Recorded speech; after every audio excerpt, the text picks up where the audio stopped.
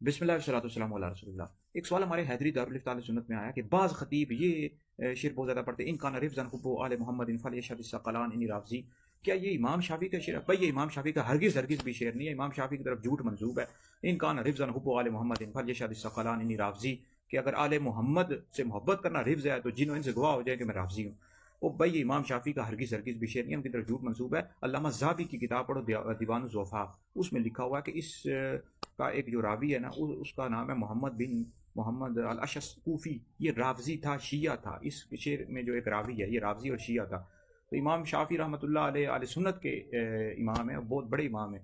تو امام شافعی سے امام بویتی نے پوچھا سالتو شافعی اصلی خلف رافضی، کہ کیا میں رافضی کے پیچھے نماز پڑھ لوں؟ قال لا تصلی خلف رافضی، امام شافعی کہتے ہیں رافضی کے پیچھے ہرگز بھی نماز نہ پڑھو۔ رافضی ان لوگوں کو کہا جاتا ہے جو صحابہ کرام علیہ رضوان کو برا بلا کہتے ہیں، یہ شیعہ رافضی۔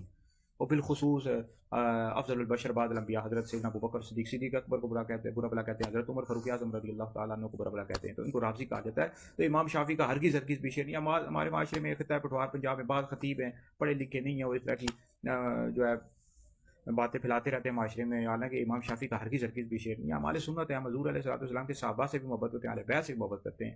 اہل سنت کا ہے بیڑا پار، اصحاب حضور نجم ہیں اور ناؤ ہیں عطرت رسول اللہ کی۔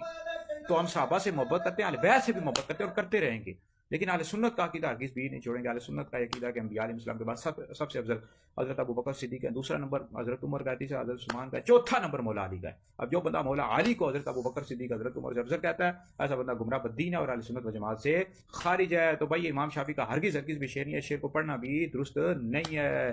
وہ ہمارے جاہل خطیبوں، پڑھے لکھے نہیں ہو تو پڑھ لیا کرو، کتابیں پڑھ لیا کرو، احادیث کی کتابیں پڑھ لیا کرو، جھوٹی باتیں کیوں معاشرے میں پھیلاتے رہتے ہو؟ تو اس والے سے ہمارا حدیث دارالفتہ سنت کا فتویٰ بھی ہم نے جاری کر دیا ہے، وہ بھی انشاءاللہ شیئر کر دیں گے۔ بہرحال ویڈیو سنیں، آگے شیئر کریں، آپ لوگوں کے لیے بہت بڑا صدقہ جاریہ ہے۔